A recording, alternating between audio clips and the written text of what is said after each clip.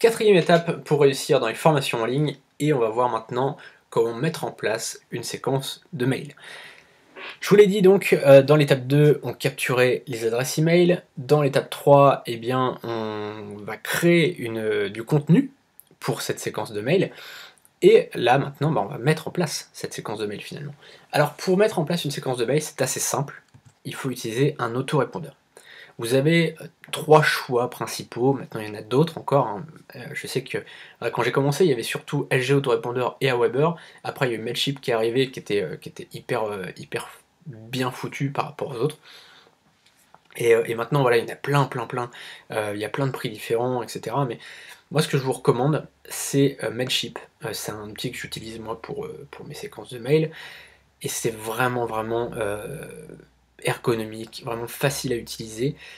Je vais quand même expliquer un peu, enfin revenir un peu ce que c'est qu'un autorépondeur, parce que certaines personnes ne savent peut-être pas. Enfin, il y a plein de gens qui se lancent tous les jours dans les business en ligne, dans la formation en ligne, etc. Et donc, voilà, on est en droit de ne pas savoir ce que c'est. Je préfère préciser ce que c'est. Un autorépondeur, c'est un logiciel en ligne qui vous permet d'envoyer des mails à donc vos abonnés, donc les gens qui se sont inscrits sur votre mailing list, sur votre liste d'abonnés. Ok. Il y a deux types de mails que vous pouvez envoyer. C'est ce qu'on appelle les campagnes, c'est-à-dire des mails manuels. Imaginons, voilà, on est le 14 juillet, vous faites une promo spéciale pour le feu d'artifice, voilà. Vous faites une promo spéciale, moins 50% jusqu'à minuit. Et bien vous envoyez à toute votre liste ce jour-là un mail. Ok. À l'inverse, vous avez les mails automatiques, ce qu'on appelle les follow-up, les mails, voilà, les mails automatiques.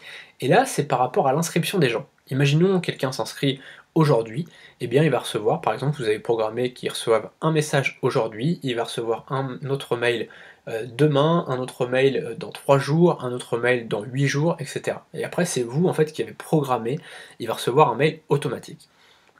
Et en fait, quand on dit qu'on peut créer un business automatique, bah, c'est un peu vrai finalement. Alors c'est pas aussi simple qu'on le dit souvent, vous savez, un peu les vendeurs de rêves qui vous disent vous pouvez gagner des sommes folles en automatique sans jamais rien faire, machin.